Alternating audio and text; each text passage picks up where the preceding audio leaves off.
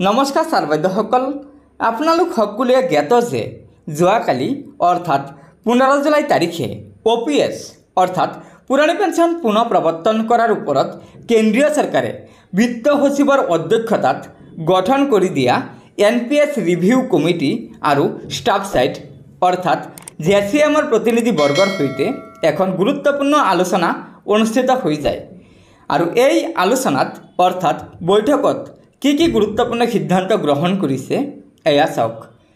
NMOPSৰ ৰাষ্ট্ৰীয় অধ্যক্ষ মনজিত সিং পেটেল ডাঙৰীয়াই জনাইছে যে ভাৰত চৰকাৰৰ সৈতে JCMৰ যোৱাকালি পুৰণি পেঞ্চন পুনৰ প্ৰৱৰ্তন কৰাৰ ওপৰত যিখন বৈঠক অনুষ্ঠিত হৈ যায়, সেই বৈঠকত চৰকাৰী কৰ্মচাৰীসকলৰ অন্তিম দৰমহাৰ 50% আৰু ডিএৰ সৈতে পেঞ্চন নিশ্চয়তা দিয়াত গুৰুত্ব দিয়া হৈছিল। ভাৰত চৰকাৰে NPS ব্যৱস্থা বাতিল কৰি নহয়, বৰং NPS ব্যৱস্থাতে OPSৰ সুবিধাসমূহ চামিল কৰাত গুৰুত্ব দিছে। আৰু সূত্ৰ অনুযায়ী বাজেটৰ পূৰ্বেই আহিব পাৰে ডাঙৰ সূচনা।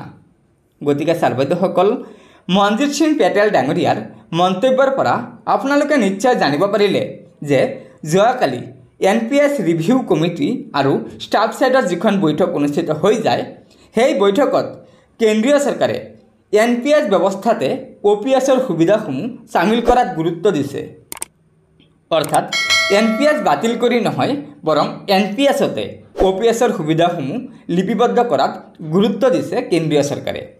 আৰু আশা কৰা হৈছে যে অৰ্থাৎ মনজিত সিং পেটেল ডাঙৰীয়াই জনোৱা মতে বাজেটৰ পূৰ্বেই আহিব পাৰে এটা ডাঙৰ সূচনা এই OPS সন্দৰ্ভত। গতিকে ছাৰ বাইদেউসকল, লগৰ বন্ধুবৰ্গক এই ভিডিঅ'টো শ্বেয়াৰ কৰি আজিৰ এই গুৰুত্বপূৰ্ণ খবৰটো জনাই দিব।